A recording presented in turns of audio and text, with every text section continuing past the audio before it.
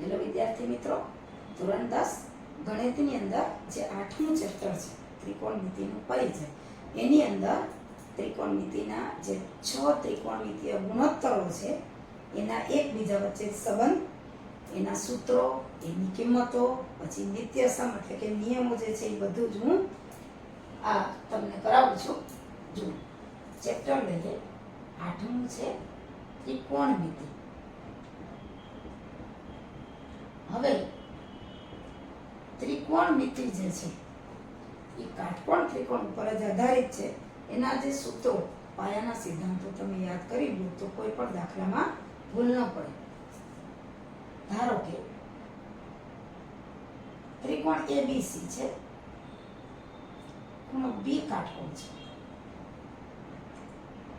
ધારો કે ત્રિકોણ ABC માં ખૂણો B 90, તો આપણને ખબર છે કે A અને C છે એ લઘુકોણ જ થાય. ખૂણો A અને ખૂણા C લઘુકોણ છે. લઘુકોણ એટલે કે 90 થી નાના. ધારો કે એ થીટા હોય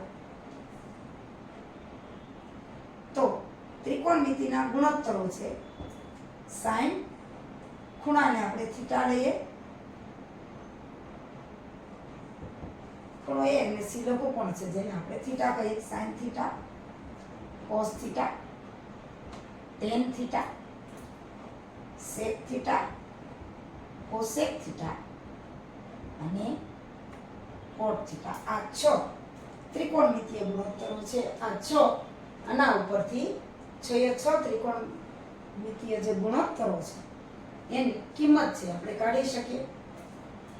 જો sin, cos, tan, sec, cosec અને cot. sin થીટા હોય તો એની કિંમત, પછી થીટા અહીંયા પણ હોય ને અહીં પણ હોય, B ન હોય કારણ કે કાટખૂણો ન હોય. એ સિવાયના જો A અને C એ લઘુકોણ હોય તો એની કિંમત સામેની બાજુ છેદમાં કર્ણ. ત્યાર પછી cos થીટા, એમાં પાસેની બાજુ જે ખૂણો હોય એની પાસેની બાજુ. આ A ખૂણો હોય તો પાસેની બાજુ AB થાય, C હોય તો પાસેની બાજુ BC થાય. જે હોય પાસેની બાજુ છેદમાં કર્ણ. અને ત્રીજું આવે છે tan થીટા, એટલે કે tan થીટા એટલે સામેની બાજુ છેદમાં પાસેની બાજુ.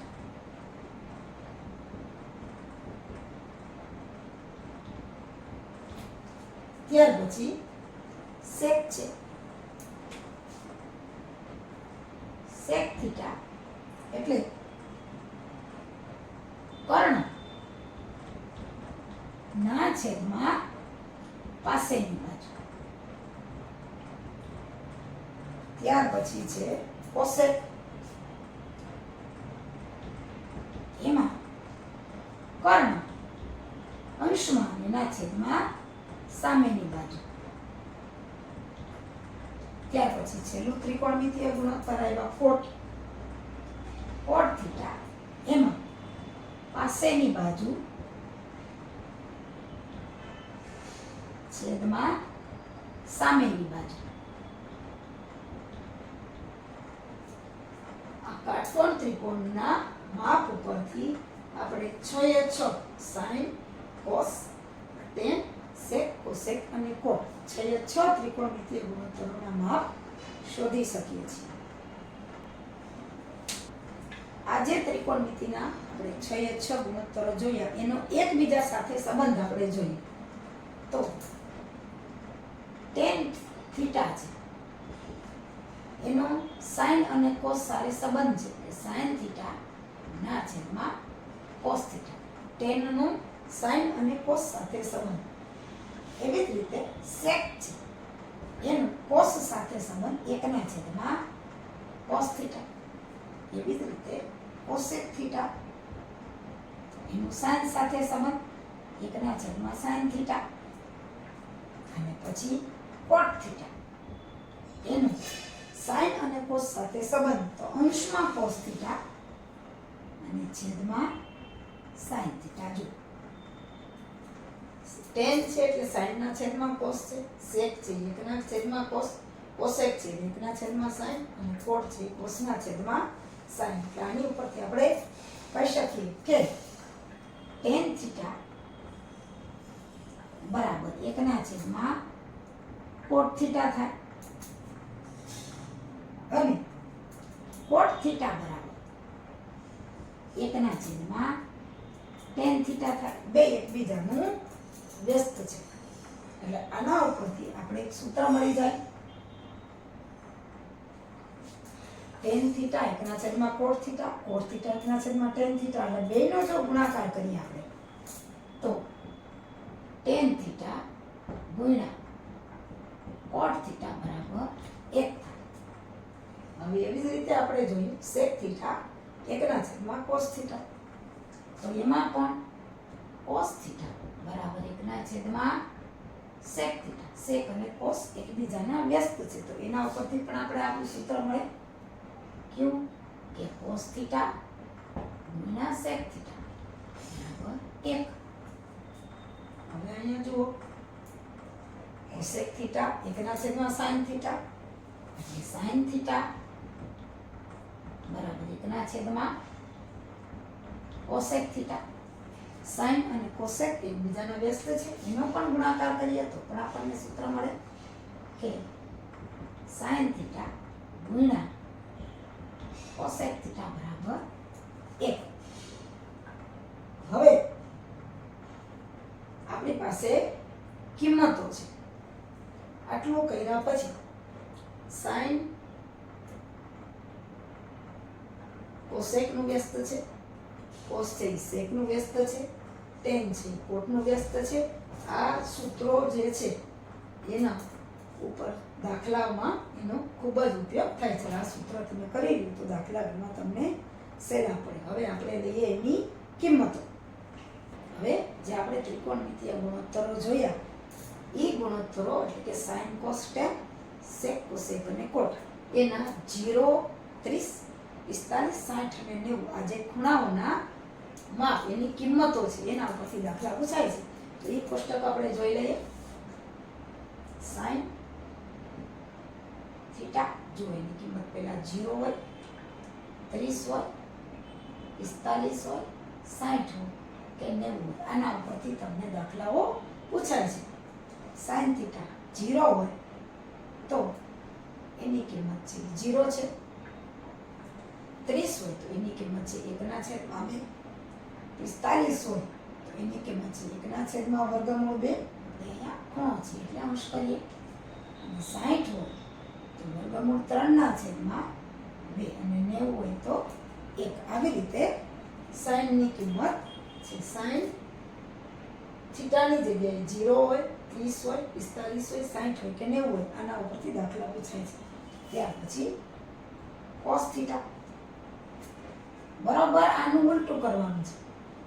અહીંથી શરૂ કરવાનું એટલે 0 કોસ થીટાની 0 માં કિંમત 1, 30 માં √3/2, 45 માં 1/√2, 60 માં 1/2 અને 90 માં 0. બરોબર આ એક લાઈન આવડી જાય તો બીજી લાઈન આવડે 1 √3/2, 45 માં સાઈન અને કોસની કિંમત સરખી જ છે 1/2 અને 0. હવે એના ઉપરથી ટેન થીટા આપણને ખબર છે સાઈનના છેદમાં કોસ.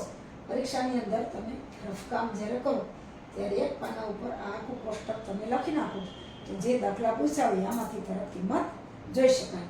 અલગ અલગ કિંમત એટલે કે સાઈન થીટા 60, સાઈન 60 કે કોસ 45 લેવા કરતાં કોષ્ટક દોરી નાખવું હોય તો કોઈ પણ કિંમત તમને મળી જાય. પહેલા એક જ લાઈન યાદ રાખો તો કોસનું એનાથી વ્યસ્ત છે. અહીંયા 0, 1/2, 1/√2, √3/2, 1 બરાબર ઉલટાવી નાખવાનું કોસમાં. છેલ્લું હોય પહેલું, પછી અહીંથી ઊંધી લાઈન શરૂ કરવાની 3/2, 1/√2, 1/2 અને 0.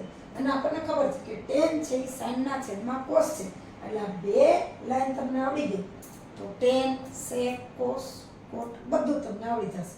આપણે લખીએ 10 સાઈનના છેદમાં કોસ 0 ના છેદમાં 1 છે એટલે 0. હવે 1 ના છેદમાં વર્ગમૂળ 3 આવે, આથી 1 આવે અને આ આવે અંશમાં 3. હવે અહીંયા જો તો sin ને 90 ની કિંમત 1 અને cos 90 ની 0.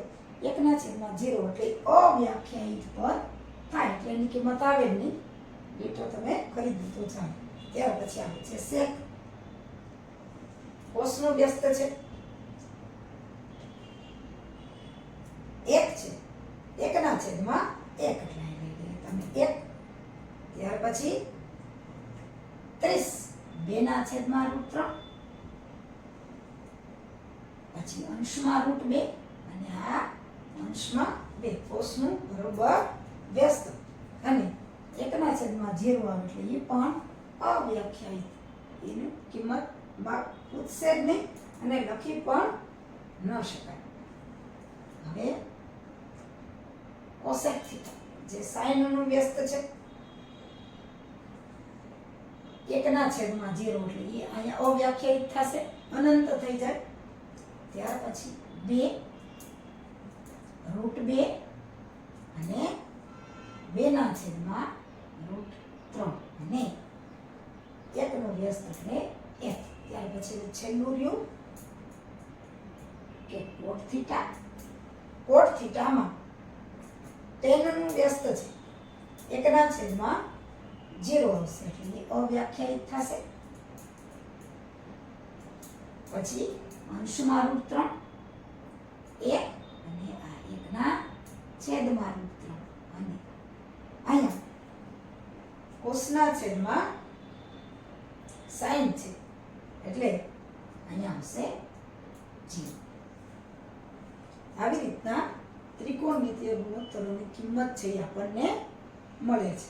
હવે આપણે લઈએ ત્રિકોણમિતિમાં જે આવે છે નિત્યસમ એટલે કે નિયમ. હવે એમાં પહેલો નિયમ છે કે cos square theta plus sin square theta બરાબર 1. cos નો વર્ગ અને એક ખૂણો sin નો વર્ગ અને ખૂણો બે સરખા હોય તો બેનો સરવાળો 1 થાય. આના ઉપરથી બે સૂત્ર આપણને મળે કે જો cos સ્ક્વેર થીટા ને સૂત્રનો કરતા બનાવો તો sin સ્ક્વેર ઓલી બાજુ જાય એટલે 1 - sin સ્ક્વેર થીટા અને બીજું સૂત્ર કે sin સ્ક્વેર ને સૂત્રનો કરતા બનાવો તો 1 - cos સ્ક્વેર થીટા થાય. અને આના ઉપરથી જો cos ની કિંમત કાઢવી હોય તો આને વર્ગમૂળમાં લેવા પડે. એવી જ રીતે અહીંયા sin ની કિંમત કાઢવી હોય તો આને વર્ગમૂળમાં લેવા પડે. એટલે આ સૂત્ર ઉપરથી આ બધા જ સૂત્રો આપણે આવેલા છે. હજી આમાં ત્રિકોણમિતિમાં બે નિત્યસમ એટલે કે બે સૂત્રો બાકી રહી જાય છે, આપણે કરી લઈએ. પહેલું છે sec સ્ક્વેર બરાબર 1 પ્લસ tan સ્ક્વેર એટલે કે sec નો વર્ગ બરાબર 1 વત્તા tan સ્ક્વેર. આના ઉપરથી પાછા બે સૂત્ર બનશે. જુઓ પહેલું સૂત્ર શું બનશે કે tan સ્ક્વેર ને આ બાજુ લઈ લઈએ તો sec square minus tan square બરાબર 1. tan સ્ક્વેર 1 ની બાજુમાંથી આ બાજુ આવ્યા એટલે માઇનસ થશે અને sec square minus tan square બરાબર 1. અને બીજું સૂત્ર હવે 1 ને આ બાજુ લઈ લઈએ તો sec સ્ક્વેર -1 બરાબર tan સ્ક્વેર.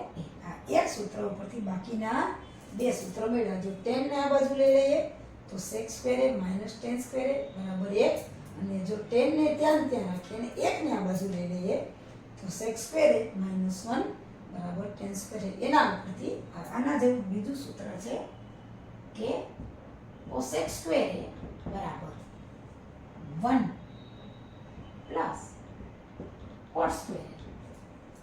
આ પછીનું નિત્યસમ છે. આમાં પણ આના ઉપરથી 1 ને આ બાજુ લઈએ તો બીજું સૂત્ર બને, cot ને આ બાજુ લઈએ તો પણ બીજું સૂત્ર બન્યું એટલે કોસેક સ્ક્વેર એ બરાબર 1 વત્તા કોટ સ્ક્વેર એ. એના ઉપરથી પાછું બીજું સૂત્ર બનશે કે કોસેક સ્ક્વેર એ માઇનસ કોટને આ બાજુ લઈ લઈએ આપણે માઇનસ કોટ સ્ક્વેર એ બરાબર 1. 1 ના 1 રહેશે. હવે એના ઉપરથી હવે પહેલા કર્યું હતું એમ 1 ને આ બાજુ લઈ લઈએ એટલે કે કોસેક સ્ક્વેર એ -1 બરાબર કોટ સ્ક્વેર એ. એટલે એક નિત્યસમ ઉપરથી બે સૂત્રો, અહીંયા પણ એક નિત્યસમ ઉપરથી બે સૂત્રો. આ સૂત્રો તમે કરી જાઓ અને આ કિંમતો મેં અગાઉ કીધી એ પ્રમાણે 0, 30, 45, 60, 90, સાઇન કોસ ટેન, સેક કોસેક ને કોટ એની કિંમત અને આ બધા નિત્યસમો જો તમે વ્યવસ્થિત કરી લો તો એક પણ માર્ક ત્રિકોણમિતિના ચેપ્ટરમાંથી તમારે કપાય નહીં અને પૂરેપૂરા માર્ક આ ચેપ્ટરના તમને આવી શકે.